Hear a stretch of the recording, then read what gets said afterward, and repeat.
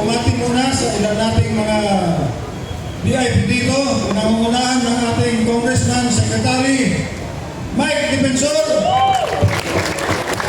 ating Kapitan Jen Baksa, Mr. Monte, at mga iba pang nakaupo dito sa harapan. Kasama na si General Virgilio Garcia ng UPI. Alam po ninyo, ako po ay nagsilbi sa Armed Forces of the Philippines ng 38 years. Gusto ko lang ikwento sa inyo na minsan ay naging Deputy Commander ako ng Presidential Security Group para kay former President Fidel Valdez Ramos, mga kababayan ko. Isa sa mga naibigay sa akin na trabaho noon, panahon ni FBR, ay upang hulihin si Mr. Arosos. Kung natatandaan nyo, yun yung mayroong kasalanan na nagawa sa isang 12 years old na babae.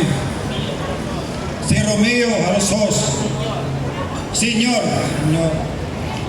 Isa pang naibigay sa akin na trabaho ay ang paghuli sa mga nag-i-import ng Cebu.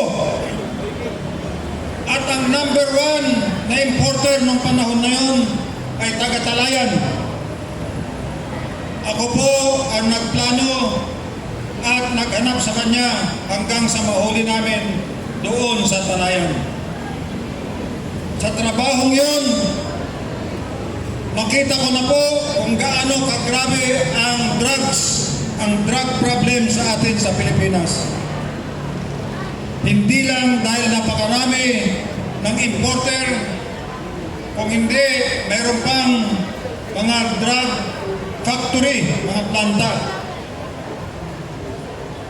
At mayroon pa akong nakitang mga opisyales.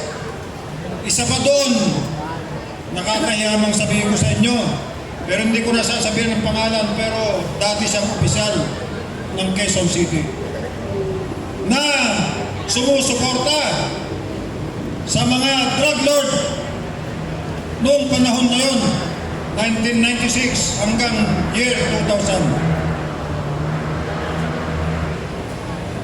Nahuli namin si Romeo Jonco sa Talayan. Bumaba ng konti ang importasyon ng Cebu. Ngunit tumuloy pa rin pagkatapos noon. Dumating ang panahon naman ay naging Presidential Security Group Commander naman ako ng Pangulong Gloria Macapagal-Arroyo. Magkasama kami sa kabinete ng ating Secretary Mike Defensor. Doon namin sa panahon na yon napagtanto at sinabi ng Pangulong Gloria Macapagal-Arroyo na ang drug problem ay isa ng national security concern.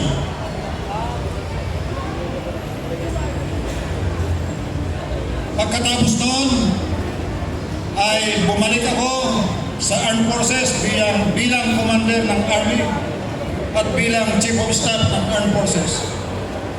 Ngunit sa mga panahon na yon ay hindi ko kinalimutan ang sabi ng President Gloria Macapagal-Arroyo na problema na talaga ang droga sa Pilipinas. At alam ko na pagkatapos ng Pangulong Gloria Macapagal-Arroyo ay lumala ang drug problem sa Pilipinas. Kaya dumating ang panahon na ako ay napasama sa kabinete ni President Rodrigo Roa Duterte bilang National Security Advisor. At ako po ay talagang sumuporta at talagang sumanib sa mga persa na lumuwaban sa droga. At bilang National Security Advisor, sinabi kong ang drug problem ay ang number 2 security problem ng Pilipinas. Ang number 1 ay ang Communist Party of the Philippines at ang NPA. Trinabaho ko ang NPA bilang Vice Chairman ng National Task Force to End the Local Communist Armed Conflict. At ngayon, wala na silang mga guerrilla fronts. Sa kabila naman, ay linabanan namin ng droga. May mga hinuli kaming drug lord sa Mindanao, sa Visayas, at sa Luzon. May mga isinara kaming drug laboratories sa Central Luzon, sa Manila. At doon natin nasaksihan ang pagkamatay sa pagkaalala ko pa ng isang nurse namin sa Villamor Air Base. Pag-uwi niya sa bahay, nandun na yung drug addict at ninakawan yung nurse na yon, pinagsasaksak, namatay. Wala pang isang linggo, maalala ko pa, mayroon namang isang security guard pag-uwi niya sa Bulacan. Yung kanyang asawa ay ginahasa na. At yung batang 3 taon lamang, pinatay pa. Paano ka namang hindi magagalit sa droga? Alam ba ninyo na maraming namatay? Inaamin namin yon. Pero, sino ang pumapatay ng karamihan? Sila din.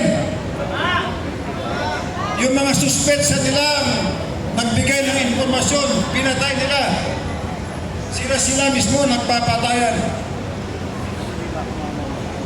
Ang mga namamatay sa police operations ay nangyayari lamang pag lumaban ang mga drug lords o ang kanilang mga kalamay.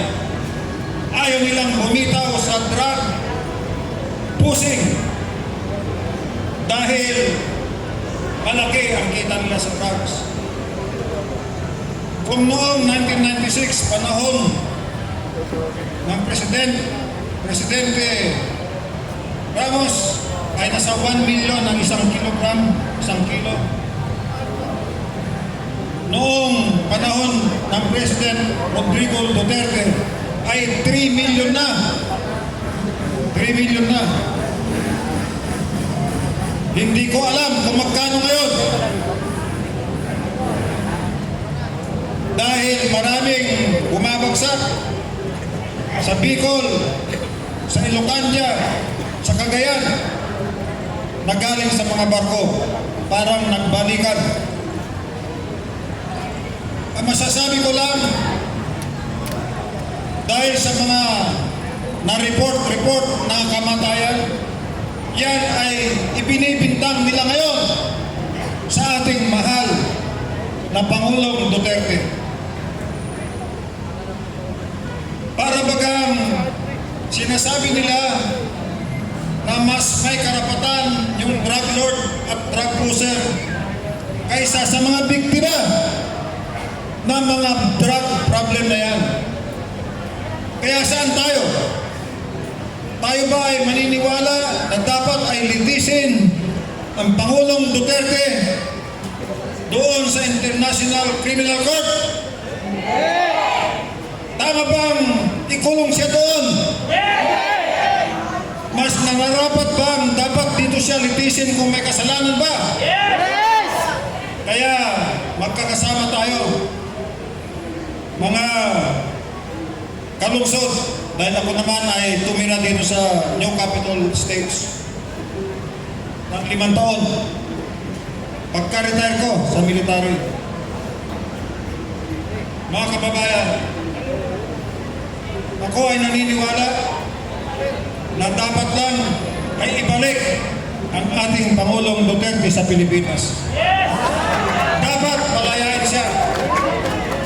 At ako'y nagpapasalamat at tayo ngayon ay nagkaroon ng isang pagtitipon, pagsamba, pagmisa, at tayo nagkakaintindihan na ang Pangulong Duterte ay hindi dapat titisin sa ibang bansa.